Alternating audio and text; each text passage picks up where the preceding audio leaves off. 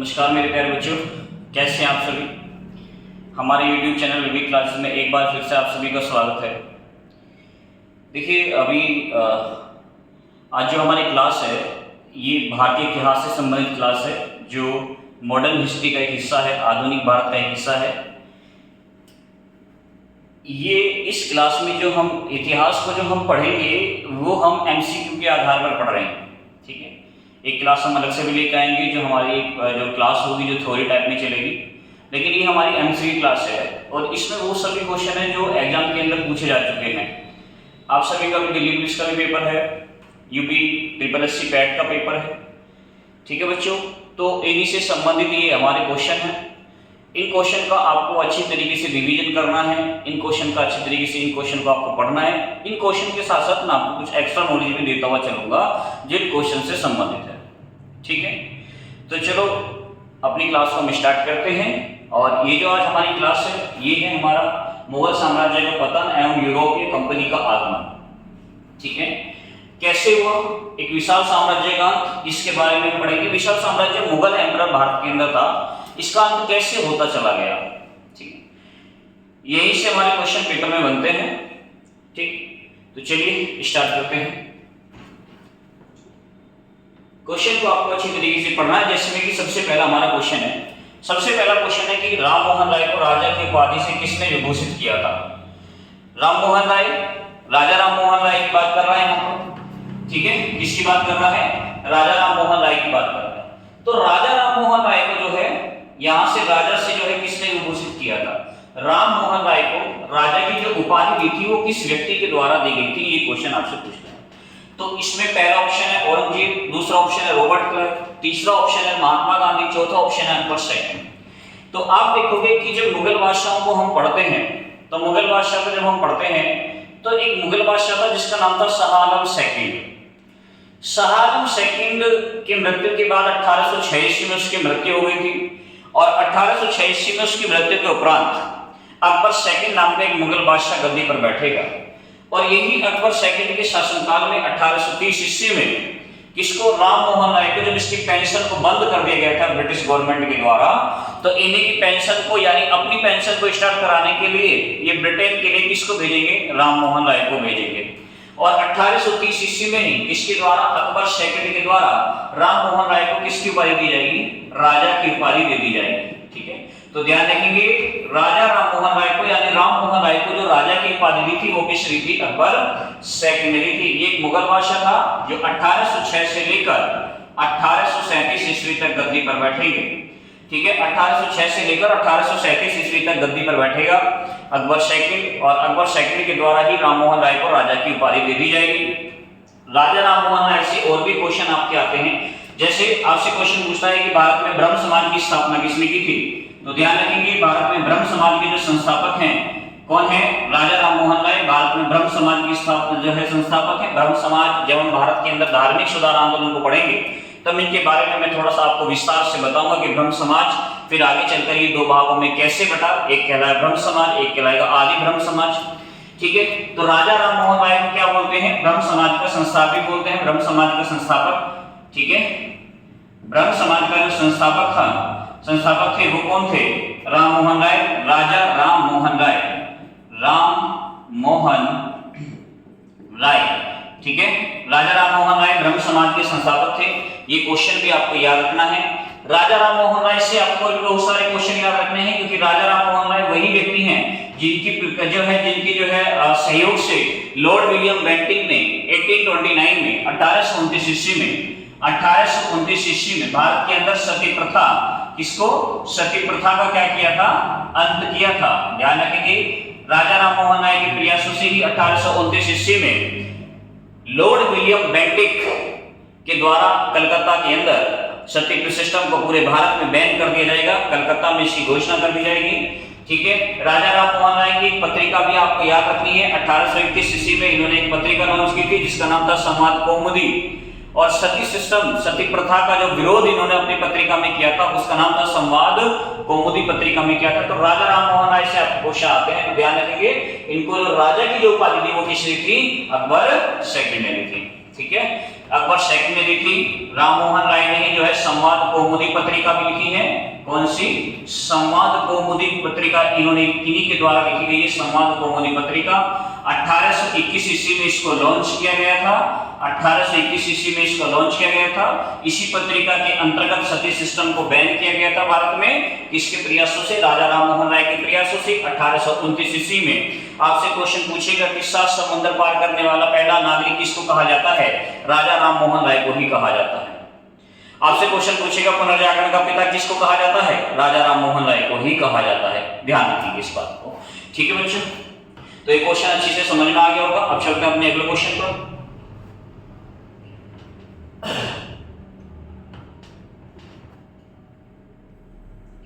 Question को पढ़िए। जहांदार शाह राज सिंहासन पर बैठा मरणोपरांत, यानी किसकी मृत्यु के बाद जहांदार शाह गद्दी पर बैठेगा?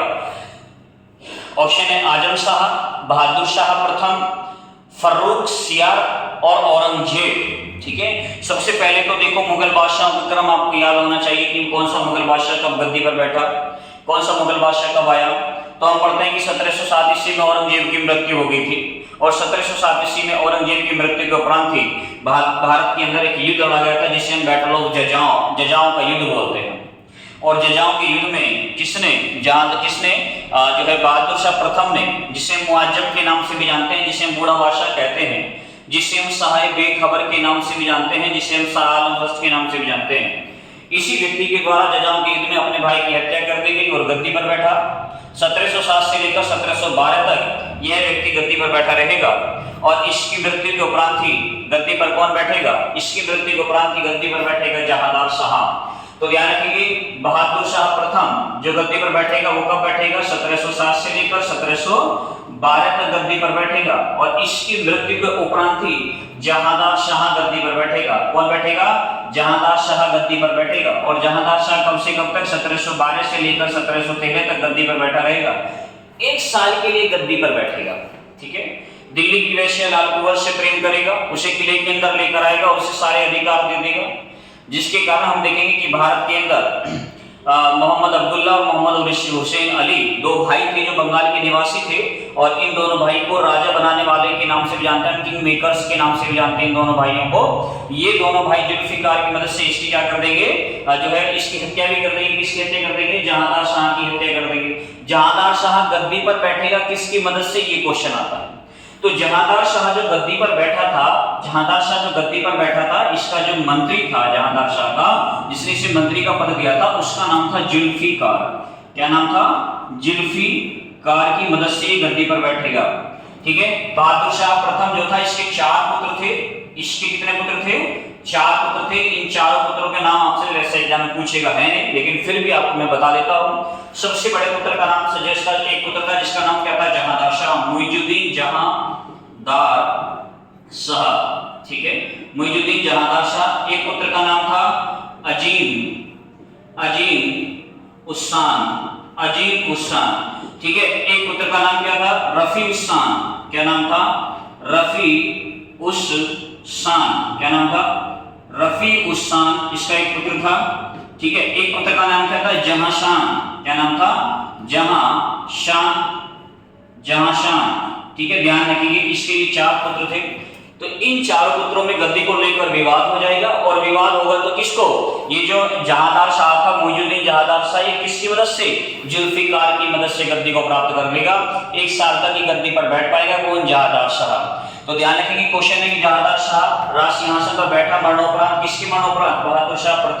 बहादुर शाह प्रथम औरंगजेब की मृत्यु के बाद गद्दी पर बैठेगा और बहादुर शाह प्रथम को ही क्या बोला जाता है? बूढ़ा बादशाह। क्या बोला जाता है? इसे बूढ़ा बादशाह भी कहा जाता है। ध्यान रखिए, इसे क्या बोलते हैं? बूढ़ा बादशाह। इसे ही बोलते हैं शाह ए बेखबर। क्या बोला जाता है इसे? शाह ए बेखबर। इसका वास्तविक नाम क्या था? मुआज्जम था। क्या नाम था? मुआज्जम। तो जहांदार शाह राज सिंहासन पर बैठा किसके मरणोपरांत? बहादुर शाह प्रथम के मरणोपरांत गद्दी पर बैठा। ठीक है, बहादुर शाह प्रथम की मृत्यु की इसने अपने 3 भाइयों को पराजित किया। अजीम उस्सान को पराजित किया। ठीक है, अजीम उस्सान, रफी उस्सान, जहांशान को पराजित किया। किसकी मदद से? जुल्फिकार की मदद से गद्दी पर बैठेगा। 1712 से लेकर 1713 तक गद्दी पर रहेगा। इसकी मृत्यु किसके द्वारा? किंग मेकर्स के द्वारा कर दी जाएगी, अब्दुल्ला और हुसैन अली के द्वारा कर दी जाएगी। ठीक है, तो इसका जो सही आंसर हो जाएगा क्या हो जाएगा? ऑप्शन नंबर बी हो जाएगा। चलिए अगला क्वेश्चन है, निम्नलिखित में से कौन था जिसने जो है भारत के अंदर ब्लू वाटर पॉलिसी को अपनाया था, नीली जल नीति को अपनाया था। अरब सागर वाला जो आप क्षेत्र देखते हैं, यहाँ से टैक्स लेना शुरू कर देंगे ये लोग, भारत आएंगे, भारत में ट्रेड करेंगे, उसके बाद अरब सागर के अंदर अपनी नौसेना यहाँ पर रख देंगे और यहाँ से ट्रेड जो है क्या टैक्स लेने की जो है प्रक्रिया को शुरू करेंगे। तो ब्लू वाटर पॉलिसी जो अपनाई गई थी ये पुर्तगालियों के द्वारा अपनाई गई थी। किसके द्वारा अपनाई गई थी? ये पुर्तगालियों के द्वारा अपनाई गई थी ब्लू वाटर पॉलिसी। ठीक है, इसको किसने अपनाया था? पुर्तगालियों ने अपनाया था। ठीक है, और पुर्तगालियों में हम देखते हैं कि सबसे पहला जो पुर्तगाली भारत आने वाला जो पुर्तगाली था जो है किससे संबंधित रास्ते से? वास्को डी गामा 1498 ईस्वी में भारत आएगा, लेकिन गवर्नर नहीं बनेगा पुर्तगालियों का। ठीक है, वो भारत आएगा, भारत से चला जाएगा। उसके बाद भारत के अंदर सबसे पहला गवर्नर नियुक्त होगा जिसका नाम क्या था?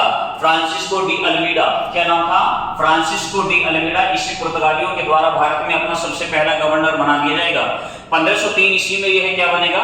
भारत के अंदर पहला गवर्नर बनेगा और 1503 ईस्वी में ही ये क्या करेंगे? अपनी जो है सबसे पहली फैक्ट्री कोचीन के अंदर स्थापित भी कर देंगे।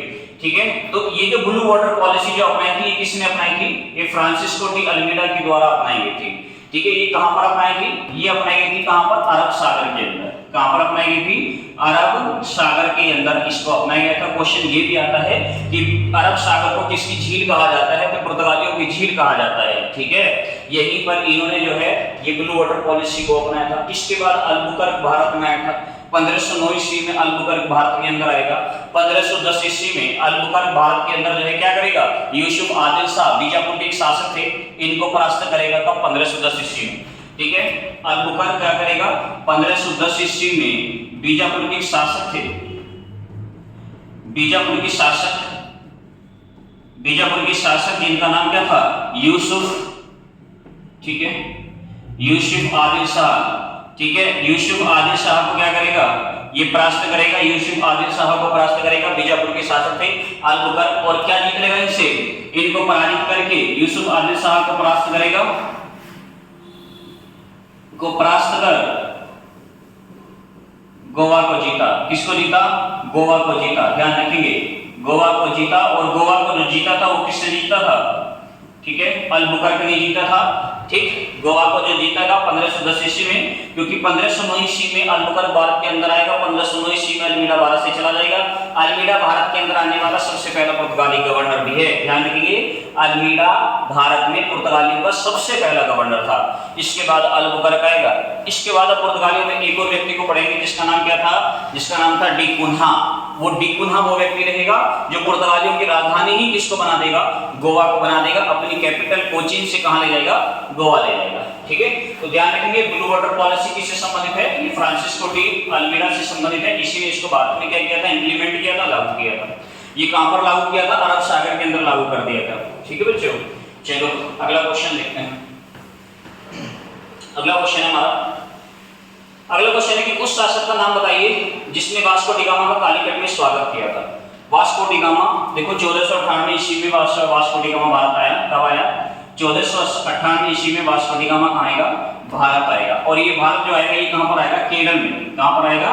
केरल में। केरल में कौन से तट पर आएगा? ये कोच्चि तट पर आएगा। कौन से तट पर आएगा? ये कोच्चि के तट पर आएगा। ठीक है, कोच्चि के तट पर आ जाएगा। ये कालीकट के तट लिखो। ठीक है, कौन से तट पर आएगा? ये कालीकट के तट पर, कोच्चि के कालीकट तट पर आएगा। यहाँ पर एक बंदरगाह है जिसका नाम है कप्पकडाबू बंदरगाह। इसी कप्पकडाबू बंदरगाह पर ये आएगा। ठीक है, 1498 ईस्वी में। लेकिन उस समय केरल के अंदर जो राजा हुआ करते थे वो एक प्रकार की उपाधि को धारण किया करते थे, और यहाँ के राजाओं के द्वारा जो उपाधि धारण की जाती थी उसे ही बोलते थे जमोरी। क्या बोलते थे? जमोरी। तो ध्यान रखेंगे, उस शासक का नाम बताना है जिसने वास्को डी गामा का कालीकट में क्या किया था? स्वागत किया था। तो उसका नाम क्या है? जमोरी है। तो इसका सही आंसर जो होगा वो क्या हो जाएगा? ऑप्शन नंबर डी हो जाएगा। ठीक है, जमोरी के द्वारा ही इसका जो है स्वागत किया गया था कलकत्ता के जो है कहां पर? कालीकट के तट पर, केरल राज्य में। किसका?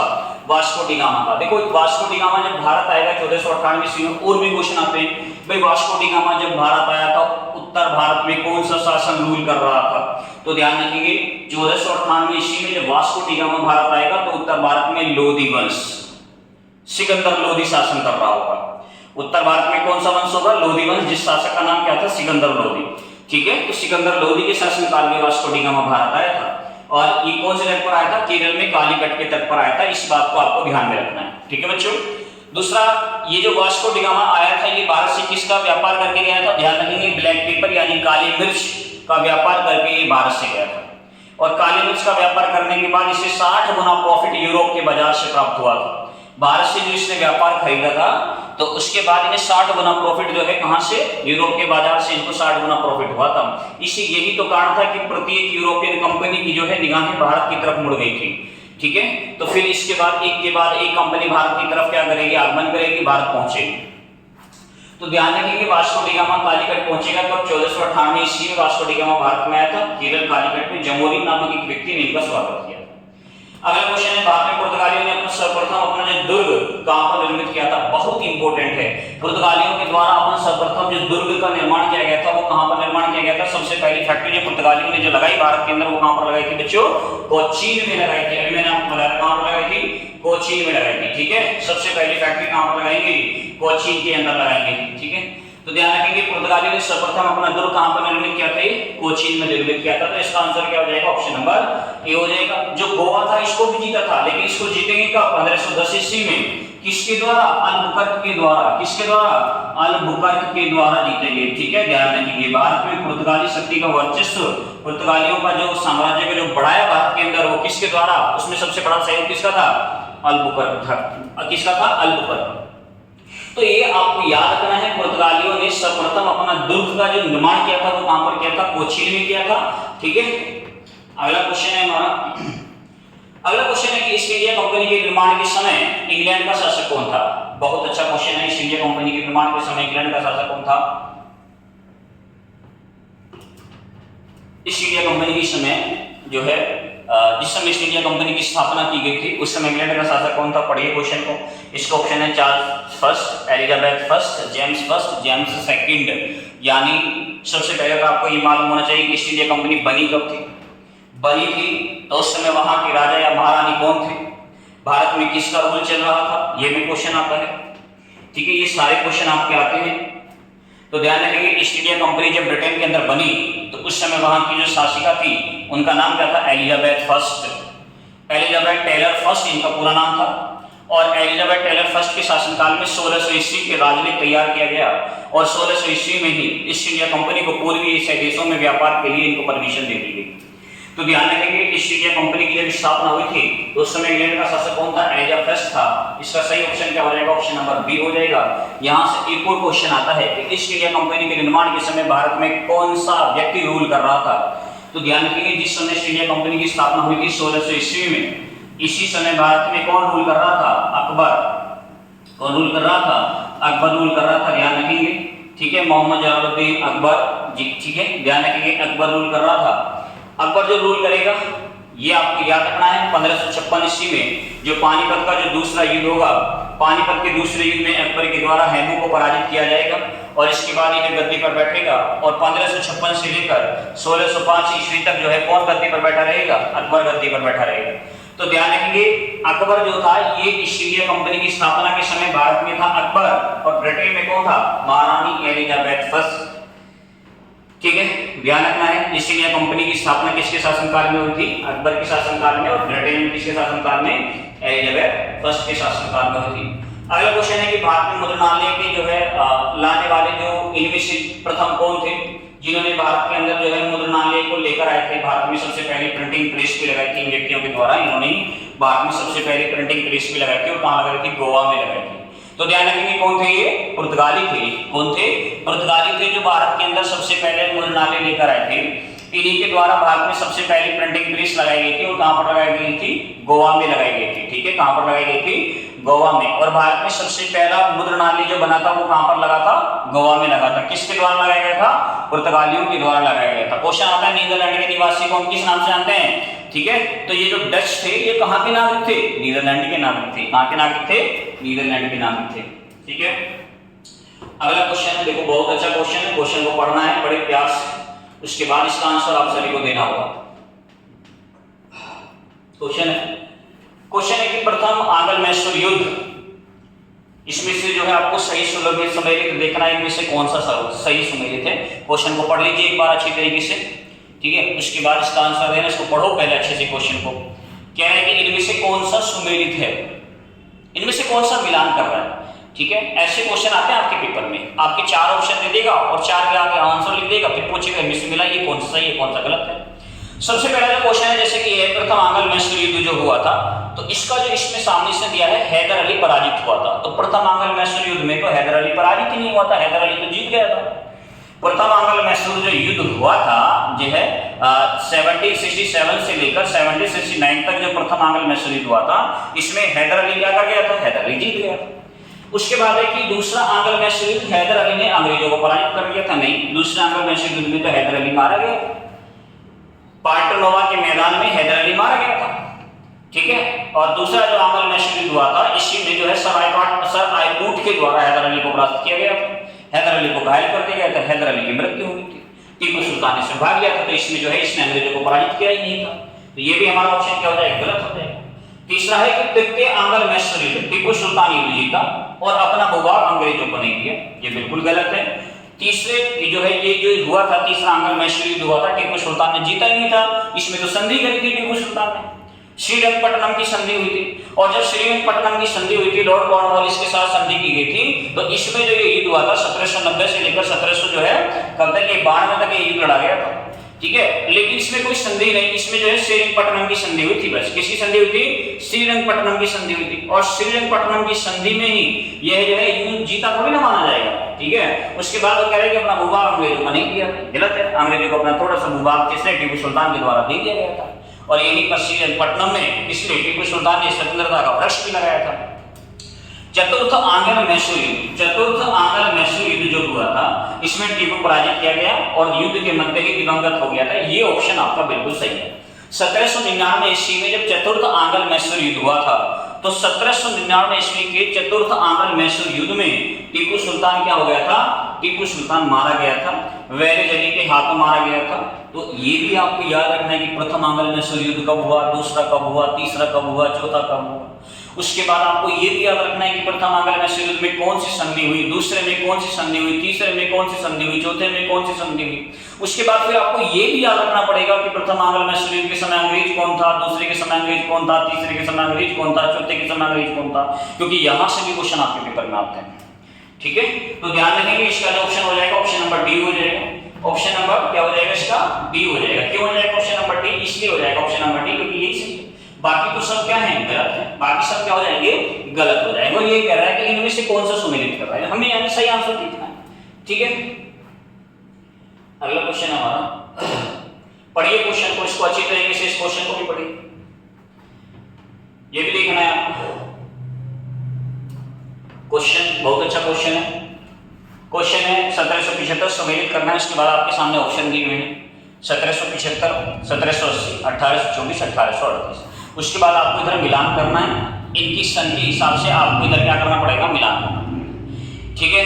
जैसे कि ए का है 3, यानी 1775 ईस्वी यदि में देखो प्रथम आंग्ल मराठा युद्ध, प्रथम आंग्ल मराठा युद्ध हुआ कब था, ऑप्शन ए का 3 हो जाएगा। देखो पहले मैं इनकी सन आपको बता देता, देखो प्रथम आंग्ल बर्मा युद्ध, प्रथम आंग्ल अफगान युद्ध, दूसरा आंग्ल-मैसूर युद्ध, प्रथम आंग्ल मराठा युद्ध। पहले मैं आपको ये समझा देता हूं, देखो ये आंग्ल है, ठीक है बच्चों, ध्यान रखना।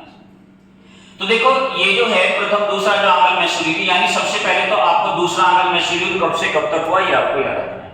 तो दूसरा आंग्ल-मैसूर युद्ध जो हुआ था ये कब से कब तक हुआ था, ये 1780 से लेकर 1784 तक चला था। कब से कब तक चला था दूसरा आंग्ल-मैसूर युद्ध, 1780 से लेकर 1784 ईस्वी तक ये दूसरा आंग्ल-मैसूर युद्ध चला था, ठीक है, ध्यान रखिए। तो देखो 1780 इसमें है, ठीक है, दूसरा आंग्ल-मैसूर युद्ध हो गया, ठीक है। उसके बाद आपसे क्वेश्चन पूछ रहा है कि बताइए कि प्रथम आंग्ल बर्मा युद्ध कब हुआ था। अब आपको यह बताना है कि प्रथम आंग्ल बर्मा युद्ध हुआ कब था, प्रथम आंग्ल बर्मा युद्ध बताना है। उसके बाद बताना है कि प्रथम आंग्ल अफगान युद्ध कब हुआ था। तो आंग्ल अफगान युद्ध कब हुए थे ये भी आपको याद रखना है कि प्रथम आंग्ल अफगान युद्ध कब हुआ, दूसरा आंग्ल अफगान युद्ध कब हुआ, तीसरा आंग्ल अफगान युद्ध कब हुआ, ये भी आपको याद रखना है, ठीक है, ये भी आपको याद रखना है। तो ध्यान रखेंगे जो प्रथम आंग्ल जो बर्मा युद्ध था ये कब से कब तक हुआ था, प्रथम आंग्ल बर्मा युद्ध 1824 से लेकर 1826 तक चला था। ये कब से कब तक चला था, 1824 से लेकर 1826 तक चला था।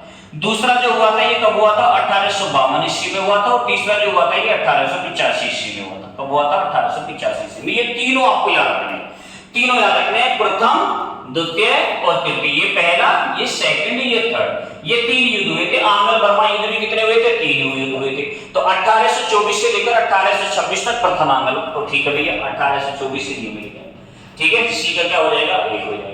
उसके बाद देखो 1775 से 1782 ईस्वी तक प्रथम आंग्ल मराठा युद्ध हुआ था। तो देखो 1775 से लेकर जो है ये कौन सा हुआ था? प्रथम आंग्ल मराठा युद्ध हुआ था। ये कब से कब तक हुआ था?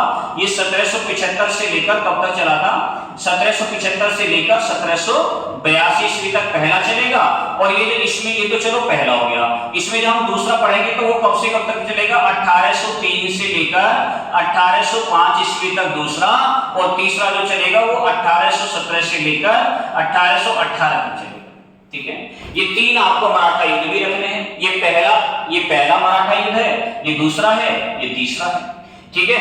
ये प्रथम आंग्ल बर्मा युद्ध है, तो ध्यान रखेंगे एक का क्या हो जाएगा? 4 हो जाएगा। उसके बाद 1838 ईस्वी में देखोगे कौन सा युद्ध हुआ था? आंग्ल अफगान युद्ध हुआ था। प्रथम आंग्ल अफगान युद्ध, प्रथम आंग्ल अफगान युद्ध कब कब हुए थे? तो प्रथम आंग्ल अफगान युद्ध जो हुए थे 1800 पहला जो चला था 1838 से लेकर 1842 ईस्वी तक चला था। कब तक चला था? ये 2 डेट आती हैं, 1838 39, कंफ्यूज मत होना। 1838 से लेकर 1842 तक चला था, ठीक है। ये पहला था। दूसरा कब से कब तक? 1878 से लेकर 1880 तक चलेगा, ठीक है, 1880 तक। और तीसरा जो चलेगा वो कब चलेगा? 1919 में होगा, और 1919 में समाप्त हो जाएगा। तो ध्यान रखेंगे ये डेट भी आपको याद रखनी है मेरे बच्चों, तो ध्यान रखेंगे। तो 1775 का ऑप्शन क्या है? ऑप्शन नंबर 3, यानी A का 3 है। A का 3 यहाँ भी है, यहाँ भी है, बाकी तो ये दोनों हमारे ऑप्शन क्या हो जाएंगे? गलत हो जाएंगे। B का क्या हो जाएगा? 4 हो जाएगा। B का क्या हो जाएगा हमारा? 4। B का 4 यहाँ भी है, यहाँ भी है, ठीक है। उसके बाद C देखो, C का क्या हो जाएगा? 1 हो जाएगा। C का यहाँ क्या है? 2 है, तो ये गलत हो जाएगा। ये क्या हो जाएगा? हमारा सही हो जाएगा। तो इसका ऑप्शन नंबर क्या हो जाएगा? 1 हो जाएगा। ये चीज आपको याद रखनी है। प्रथम आंग्ल बर्मा युद्ध 1824 से लेकर 1826 तक चला।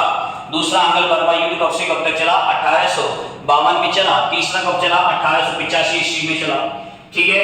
और प्रथम आंग्ल अफगान युद्ध कब चला? 1838 से 1842 तक। दूसरा 1878 से 1880 तक। तीसरा 1919 में चलेगा। उसके बाद प्रथम आंग्ल मराठा युद्ध कब चला? 1775 से लेकर 1782, ठीक है। दूसरा कब चलेगा? 1803 से लेकर 1805। और उसके बाद कब से कब तक? 1817 से लेकर 1818 तक ईस्वी तक चलेगा, ठीक है। ये क्या चलेगा?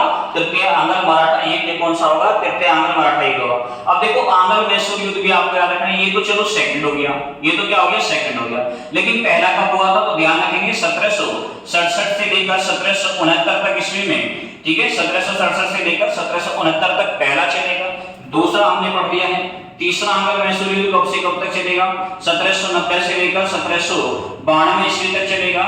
और चौथा जो चलेगा, चौथा आंग्ल मैसूर युद्ध कब चलेगा? 1799 ईस्वी में चलेगा, जिसमें टीपू सुल्तान मारा जाएगा। ध्यान रखना है आपको, ठीक है बच्चों। तो ये हमने आंग्ल मैसूर युद्ध भी पढ़ लिए। ये हमारे आंग्ल अफगान मराठा युद्ध भी हो गए, ठीक है। आंग्ल अफगान युद्ध भी हो गया, आंग्ल बर्मा युद्ध भी होगा। इनकी डेट भी मैंने आपको लिखवा दी है सभी युद्धों की। इनको नोट कर लेना अच्छे से। आपके पेपर में यहां से एक क्वेश्चन जरूर आता है, ठीक है, ध्यान रखना। अगला क्वेश्चन है हमारा। अगला क्वेश्चन है, इनमें से कौन सा ऐसा एक शासक था जिसने विदेशों में आधुनिक पद्धति से दूतावास स्थापित किए थे? यानी भारत से बाहर इस जगह इसने दूतावास बना दिए थे। ये कौन था? ये एक ही व्यक्ति था जिसका नाम था टीपू सुल्तान। सभी जानते हैं मैसूर का शेर किसको बोलते हैं? टीपू सुल्तान को बोलते हैं। तो इसका जो सही आंसर होगा वो क्या होगा? टीपू सुल्तान होगा। टीपू सुल्तान देखो 1799 ईस्वी में चतुर्थ आंग्ल मैसूर युद्ध हुआ था। चतुर्थ आंग्ल मैसूर युद्ध जो हुआ था, चतुर्थ आंग्ल मैसूर युद्ध जो हुआ था, कब हुआ था? ये हुआ था कब? 1799 ईस्वी में। इसमें टीपू सुल्तान की क्या हो गई थी? इसमें टीपू सुल्तान की मृत्यु हो गई थी। क्या हो गई थी? मृत्यु हो गई थी, ठीक है। इसमें टीपू सुल्तान की मृत्यु हो गई थी, ठीक है। ध्यान रखेंगे। मैं आपको यहाँ से जो है एक चीज मैं आपको लिखवा देता हूँ। ये युद्ध मैं आपको यहाँ से लिखवा देता हूँ, अभी आगे लिखवा दूंगा, ठीक है। ध्यान रखना, ये आंग्ल मैसूर युद्ध से आपके एग्जाम में क्वेश्चन आता ही आता है। तो वह कौन सा विदेशी पद्धति से स्थापित किया था जिसने दूतावास? उसका नाम था टीपू सुल्तान, जिसे मैसूर का शेर भी बोलते हैं। क्या बोलते हैं इसे? मैसूर का शेर। टीपू सुल्तान से कोई क्वेश्चन आता है। टीपू सुल्तान से क्वेश्चन आता है कि नई रीति चलाने वाला अशांत आत्मा किसे कहा गया है? किसे कहा गया है? टीपू सुल्तान को। क्या कहा गया है? नई रीति चलाने वाला। इसे क्या कहा गया है? इसे कहा गया है कि नई रीत चलाने वाला अशांत आत्मा, ठीक है, अशांत आत्मा किसे कहा गया है? नई देश चलाने वाला अशांत आत्मा टीपू सुल्तान को किसने कहा है? किसने कहा है? थॉमस मुनरो ने। इसे जो ये संज्ञा दी है, इसे जो ये संज्ञा दी है, ये किसने दी है इसे ये संज्ञा? तो ध्यान रखिए, इसे ये संज्ञा दी है थॉमस मुनरो ने। थॉमस मुनरो नामक एक अंग्रेज था जिसने इसे ये संज्ञा दी है। थॉमस मुनरो ने इसे संज्ञा दी है, ठीक है। तो ये भी आपको याद रखना है। इसे टीपू सुल्तान को ही बोलते हैं, मैसूर का शेर भी बोलते हैं टीपू सुल्तान को। चतुर्थ आंग्ल मैसूर युद्ध में ये मारा जाएगा, ठीक है, ध्यान रखना। अगला क्वेश्चन,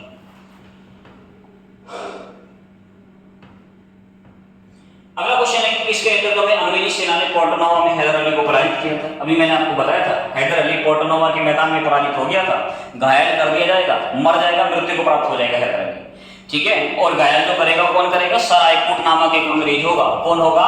सर आइकूट, ठीक है ना। सर आइकूट जो है नाम का एक अंग्रेज था जिसने जो है किसको? हैदर अली को पराजित कर दिया था, इसको घायल कर दिया था। और यही पोर्टनोवा के मैदान में हैदर अली की क्या हो जाएगी? मृत्यु हो जाएगी। क्या हो जाएगी? मृत्यु हो जाएगी। ये आपको ध्यान रखना है, ठीक है। तो देखो ये आपको याद रखना है, मैंने अभी आपको समझाया था कि प्रथम आंग्ल मैसूर युद्ध, ठीक है, जो फर्स्ट जो आंग्ल मैसूर युद्ध था, प्रथम मैं आपको लिखा देता हूं, इसकी संधि भी आपको याद रखनी है, आंग्ल मैसूर युद्ध, ठीक है। और द्वितीय आंग्ल मैसूर युद्ध, तृतीय आंग्ल मैसूर युद्ध और चतुर्थ आंग्ल मैसूर युद्ध, इनकी चारों की संधि भी आपको याद रखनी है, इनकी संधि याद रखनी है। यहाँ कौन अंग्रेज था ये भी याद रखना है। तो बच्चों प्रथम आंग्ल मैसूर युद्ध जो हुआ था ये मद्रास की संधि के साथ समाप्त हुआ था। इसमें कौन सी संधि हुई थी? मद्रास की संधि हुई थी, ध्यान रखेंगे, इसमें मद्रास की संधि हुई थी प्रथम आंग्ल मैसूर युद्ध में। द्वितीय आंग्ल मैसूर युद्ध में किसकी संधि हुई थी? मंगलौर की संधि हुई थी। किसकी संधि हुई थी? मंगलौर की संधि हुई थी। तृतीय आंग्ल मैसूर युद्ध जो समाप्त हुआ था किसकी? श्रीरंगपट्टनम की संधि के साथ। किसकी संधि के साथ? श्रीरंगपट्टनम की संधि के साथ समाप्त हुआ था, ठीक है। और चतुर्थ में कोई संधि हुई नहीं थी क्योंकि इसमें टीपू सुल्तान मारा जाएगा। इसमें क्या हो जाएगा? टीपू सुल्तान मारा जाएगा, ध्यान रखेंगे, इसमें कोई संधि हुई नहीं थी, ठीक है, संधि नहीं थी। तो ये चारों आंग्ल मैसूर युद्ध हैं। कौन कौन सी संधि हुई? प्रथम आंग्ल मैसूर युद्ध में मद्रास की जो है किसकी संधि हुई? मद्रास की संधि हुई। दूसरे आंग्ल मैसूर युद्ध में मंगलौर की संधि हुई। तीसरे आंग्ल मैसूर युद्ध में किसकी संधि हुई? श्रीरंगपट्टनम की संधि हुई। ये तीनों संधि आपको याद रखनी है बच्चों, ठीक है, ध्यान रखना। चलिए अगला क्वेश्चन है हमारा, बहुत अच्छा क्वेश्चन है। क्वेश्चन क्या है? निम्न गवर्नर जनरल में से किसने टीपू सुल्तान के खिलाफ त्रिपक्षीय गठजोड़, त्रिपक्षीय जो है क्या किया था? गठजोड़ किया था, यानी तीन पक्षों को एक साथ लेकर आ गया था। कौन व्यक्ति था? कौन सा अंग्रेज था? देखो प्रथम आंग्ल मैसूर युद्ध जो हुआ था, जो प्रथम था, जो फर्स्ट था आंग्ल मैसूर युद्ध, ठीक है, सेकंड आंग्ल मैसूर युद्ध, थर्ड आंग्ल मैसूर युद्ध और फोर्थ आंग्ल मैसूर युद्ध, ये आपको याद रखना। तो प्रथम आंग्ल मैसूर युद्ध में अंग्रेजों का नेतृत्व किसने किया था? कर्नल स्मिथ ने। किसने किया था? कर्नल स्मिथ ने किया था, ठीक है। द्वितीय आंग्ल मैसूर युद्ध में किसने किया था? वॉरेन हेस्टिंग्स ने। वॉरेन हेस्टिंग्स ने, ठीक है। तृतीय आंग्ल मैसूर युद्ध में कौन था? Lord Cornwallis. कौन था? Lord Cornwallis. Lord Cornwallis. चतुर्थ आंग्ल मैसूर युद्ध में कौन था? वेलेजली। कौन था? वेलेजली था। ये चारों अंग्रेज आपको याद रखने हैं कि प्रथम आंग्ल मैसूर युद्ध में अंग्रेज कौन था? कर्नल स्मिथ था। दूसरे में कौन था? वॉरेन हेस्टिंग्स था। तीसरे में कौन था? लॉर्ड कॉर्नवालिस था। चतुर्थ में कौन था? लॉर्ड वेलेजली था। ये चारों अंग्रेज आपको याद रखने हैं। दूसरा है, यहां से क्वेश्चन पूछा है कि जो त्रिपक्षीय गठजोड़ जो किया गया था वो किसमें किया गया था? देखो हैदर अली के शासनकाल में भी करने की कोशिश की थी, लेकिन हैदर अली ने किसको? मराठाओं को, निजामों को अपनी तरफ कर लिया था। उसके बाद कर्नाटक पर आक्रमण किया था किसने? हैदर अली ने। दूसरे में किसी के साथ संधि हुई नहीं थी। तीसरे में जो हुआ था किसने? लॉर्ड कॉर्नवालिस जो था, इसने किसको? मराठाओं को, निजामों को अपनी तरफ मिला दिया था, ठीक है। त्रिपक्षीय जो है क्या हुआ था? गठबंधन बनाया गया था और त्रिपक्षीय गठबंधन हुआ था। इसमें किसका? हैदराबाद के निजाम थे, मराठा थे और कौन थे? अंग्रेज थे। इन तीनों का जो है त्रिपक्षीय गठजोड़ हुआ था और इसमें टीपू सुल्तान को इन्होंने परास्त कर दिया था। इसकी एक संधि श्रीरंगपट्टनम की संधि हुई थी और यहीं पर लॉर्ड कॉर्नवालिस ने एक कथन भी कहा है कि हमने अपने दोस्त को ताकतवर बनाए बिना ही अपने दुश्मनों को बड़ी आसानी से परास्त कर दिया। ये कथन किसने कहा? लॉर्ड कॉर्नवालिस ने कहा है। ये युद्ध कब कब हुए, ये डेट भी मैं आपको लिखा चुका हूं। ये सारी चीजें बहुत ही इंपॉर्टेंट है आपके एग्जाम के पर्पज से। ये सारी चीजें जो मैं आपको पढ़ा रहा हूं, ये सब बहुत इंपॉर्टेंट है आपके एग्जाम के लिए। ठीक है, ध्यान रखना बच्चों, इनको अच्छी तरीके से आपको पढ़ना है। अगला जो टॉपिक है, अगला जो क्वेश्चन है हमारा, अगला क्वेश्चन है श्रीरंगपट्टनम में स्वतंत्रता का वृक्ष लगाने वाला शासक कौन था? मैंने आपको बताया था कि श्रीरंगपट्टनम की संधि किसने की थी? टीपू सुल्तान ने की थी। कौन से आंग्ल मैसूर युद्ध में की थी? तीसरे आंग्ल मैसूर युद्ध में कुछ की थी। क्वेश्चन पूछेगा कि बताइए कि उस समय वहां का अंग्रेज कौन था? लॉर्ड कॉर्नवालिस था। कौन था? लॉर्ड कॉर्नवालिस था। ध्यान रखेंगे। ठीक है, तो इसका आंसर क्या हो जाएगा? ऑप्शन नंबर बी हो जाएगा। अगला है, क्वेश्चन पढ़ो, बहुत अच्छा क्वेश्चन है। क्वेश्चन है प्रथम कर्नाटक का युद्ध। इसके बाद आपको ये सूची जो है सम्मिलित करनी है। ठीक है, ये सूची आपको मिलानी है, थोड़ा सा आगे पीछे हुई है, ठीक है, यहाँ पर लिख देता हूं मैं ए बी सी डी। ठीक है, ये आपको अच्छे से समझ में आ जाएगा। ठीक है, ये मिटेगा नहीं पीडीएफ। ठीक है, ये आपको अच्छे से समझ में आ जाएगा। ये आपको मिलान करना है। मिलान आप ऐसे कर लोगे जब आपको यहाँ पर सन पता होगी ना, या कोई संधि पता होगी। ठीक है, तो आप ऐसे ही कर लोगे। जैसे कि ये वाला क्वेश्चन है हमारा, क्वेश्चन है हमारा कि प्रथम कर्नाटक युद्ध कब हुआ? ठीक है, प्रथम ये कर्नाटक युद्ध का निर्णय क्या निकल कर आया? सबसे पहले तो मैं आपको तीनों कर्नाटक युद्ध पढ़ा देता हूं। देखो, प्रथम आंग्ल कर्नाटक युद्ध, प्रथम कर्नाटक युद्ध। ठीक है, प्रथम कर्नाटक युद्ध, प्रथम कर्नाटक युद्ध, सेकंड कर्नाटक युद्ध, थर्ड कर्नाटक युद्ध। ये भी आपको संज्ञान रखना है। तो ये कब से कब तक? 1746 से 48 तक चलेगा। ये 1749 से 1754 तक चलेगा, ये भी याद रखना है। और ये 1756 से लेकर 1763 तक चलेगा, ध्यान रखें।